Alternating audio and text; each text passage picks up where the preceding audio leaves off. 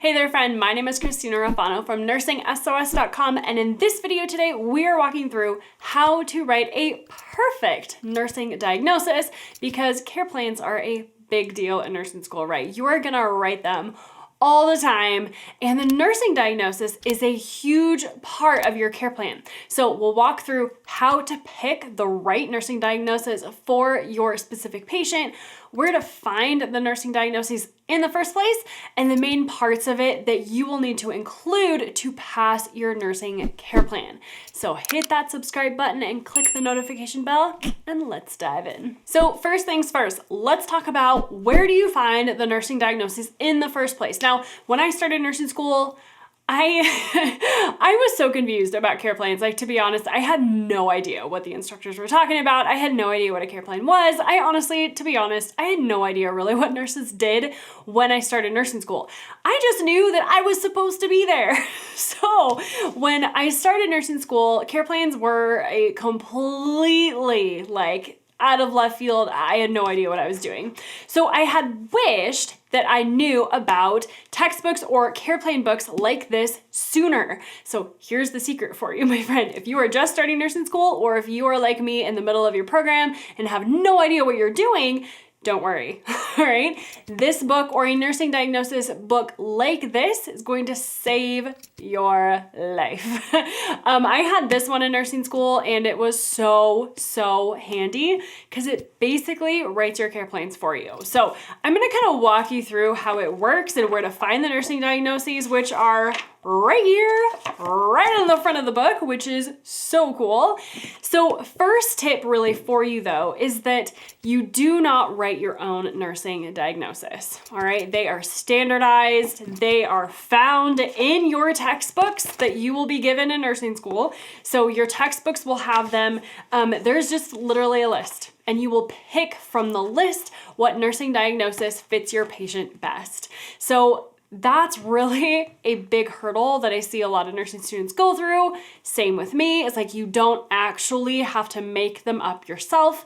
You just pick from that list, super easy. So that is where to find the nursing diagnosis in the first place, is make sure that you are selecting from the list from any of your nursing textbooks, or if you get a care plan book like this one. This is the Nursing Diagnosis Handbook by Ackley and Ladwig.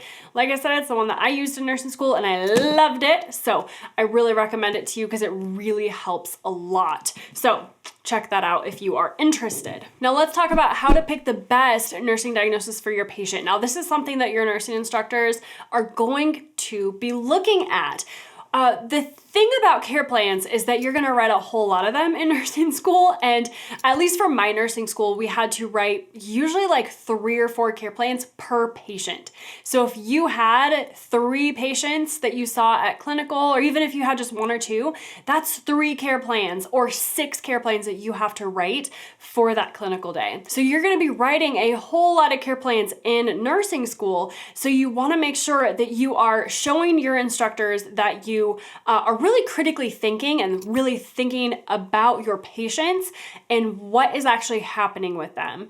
We want to make sure that we are choosing nursing diagnoses that are specific to your patient. So that is key, okay? Pick a nursing diagnosis that is specific to your patient. Now, what's really cool about this book is that here in the front, I don't know if you can see that, but there's this green tabbed section there that is kind of called out there on the binding.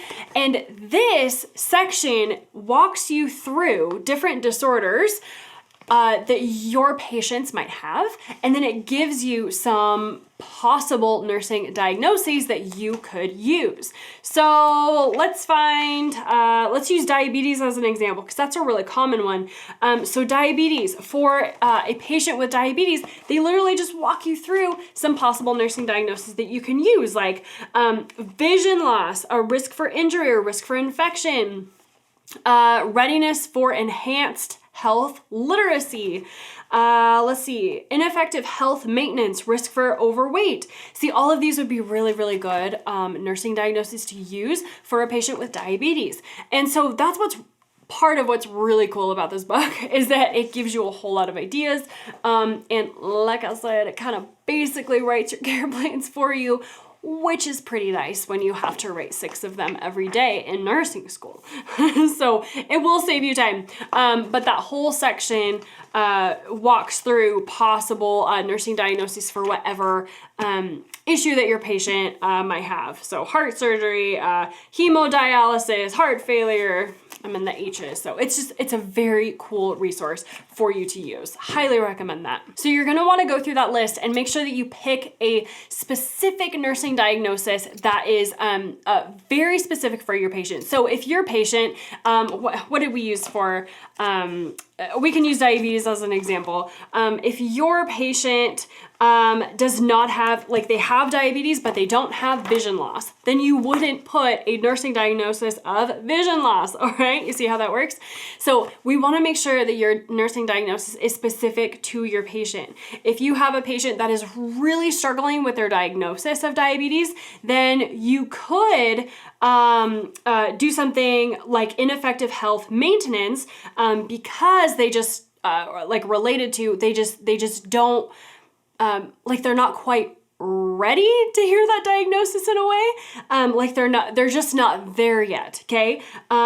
So things like that, you wanna really be thinking about what your patient is experiencing, what they're actually going through, and then pick a nursing diagnosis that is specific to their situation. Because there's a whole lot of patients with diabetes that you might have at clinical, but they're all going to be different and have different needs. But ultimately here with the nursing diagnoses, don't make it more complicated than it needs to be. Really, you can just pick from the list, try to make it as specific to your patient as possible, but don't spend a ton of time on it. Don't overthink it. Just pick one that is going to help you to move on in your care plan, because the care plan has an awful lot of steps to them, and this is just the first one. So picking that nursing diagnosis, yes, you want it to be specific to your patient, but don't make it overly complicated. Just pick one that fits your patient really well. So that is the first part of your nursing diagnosis. That's the actual nursing diagnosis part, where you're gonna pick the diagnosis right here in the front of this book, and then you're gonna find them in your other nursing textbooks that you have. They're gonna have NANDA nursing diagnoses in there, so just check out whatever textbook you have and you'll find these in your nursing textbooks. So that's the first part of the nursing diagnosis, is to just pick the actual NANDA nursing diagnosis. Now the second part of this is what we call the related to.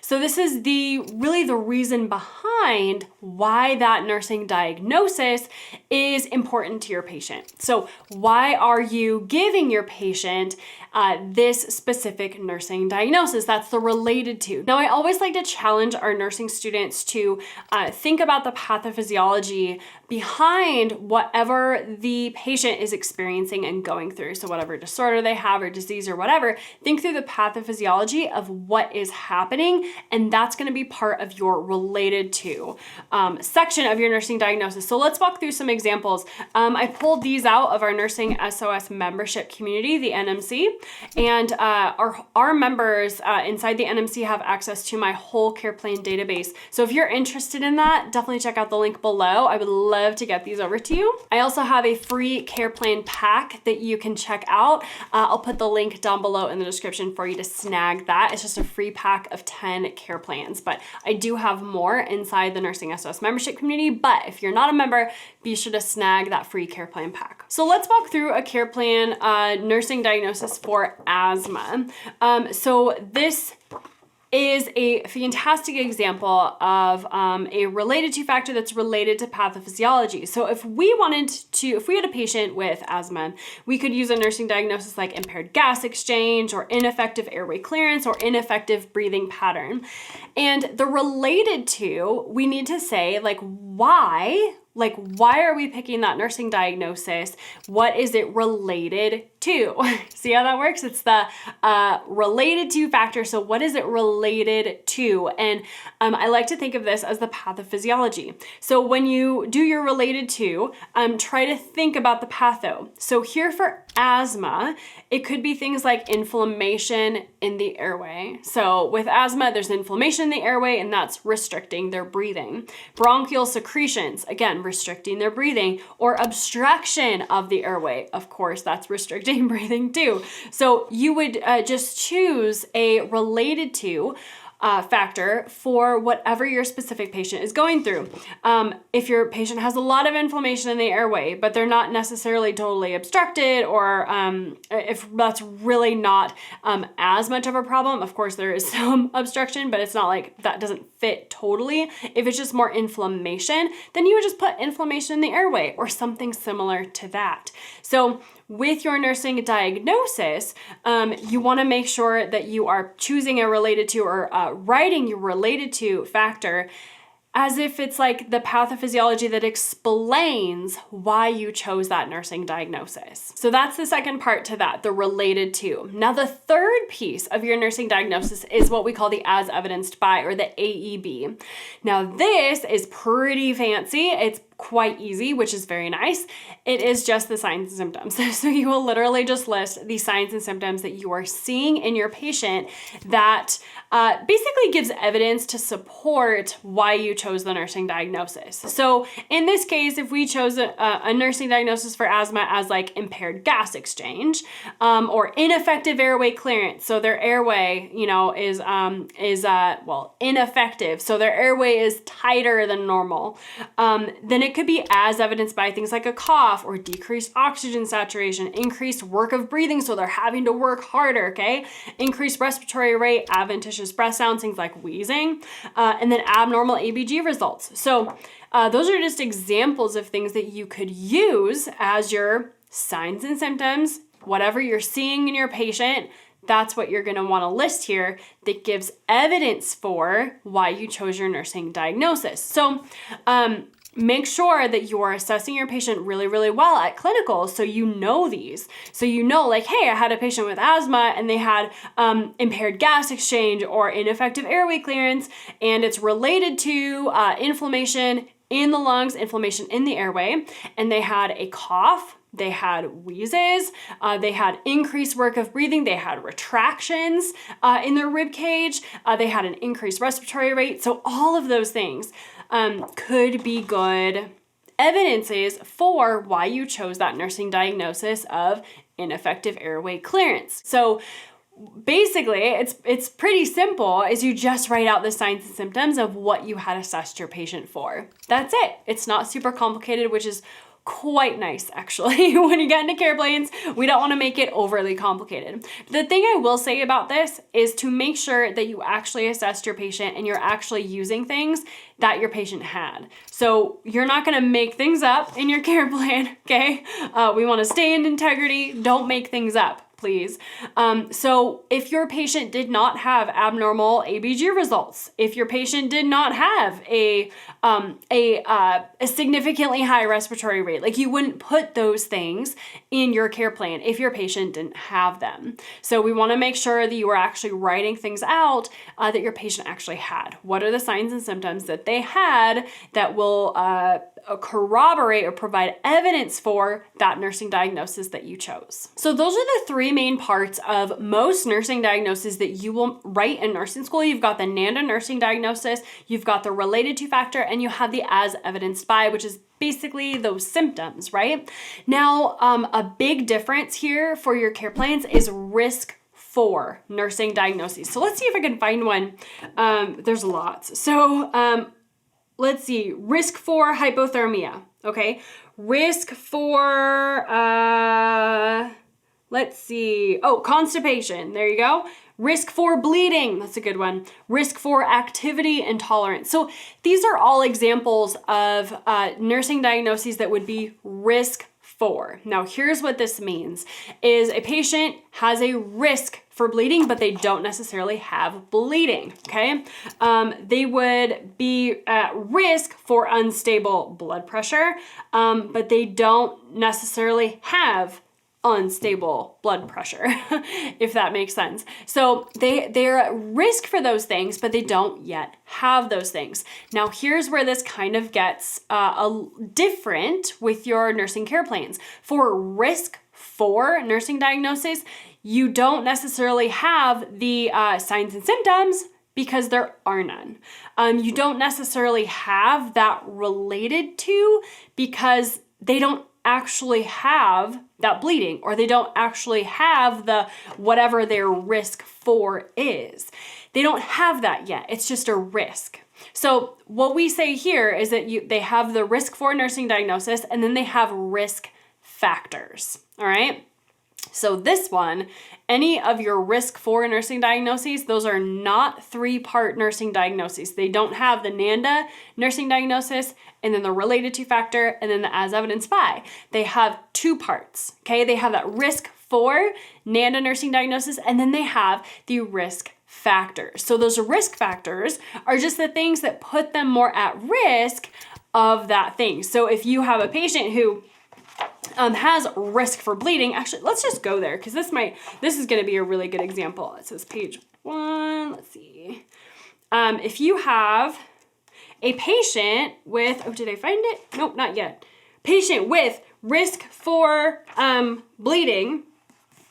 Oh, and I don't really like this example. Let's see. Risk for bleeding. Where am I at? There. If you have a patient with risk for bleeding, what they say here, this is kind of lame. I would add more. But they say insufficient knowledge of bleeding precautions. But if you have a patient with, if they're on taking blood thinners or things like heparin, if they are taking medications that put them at a higher risk for bleeding, you could include that under your risk factors.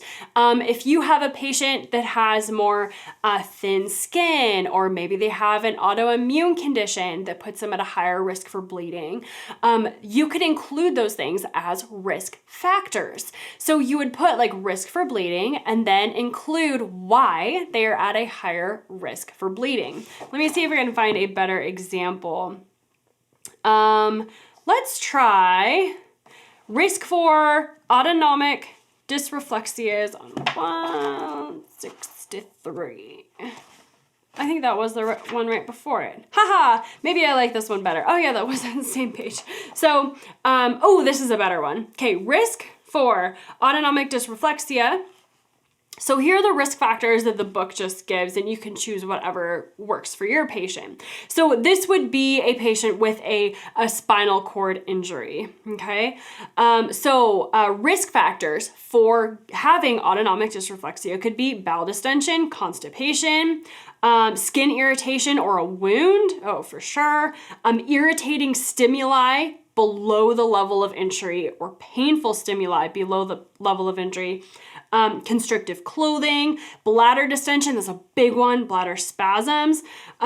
Those could all be risk factors and put the patient more at risk for developing autonomic dysreflexia. So that's a really good example of what a risk for nursing diagnosis might look like. So you will include that NANDA nursing diagnosis and then just put the risk factors for it. So what puts the patient more at risk? Now, if you're struggling with writing your care plans in nursing school, definitely check out my whole care plan playlist right here where I walk you through full care plans for different disorders and things. You can check those out right up here, and be sure to write love in the comments below if you loved this video. And as always, my friend, go become the nurse that God created only you to be. And I'll see you over there in that next video.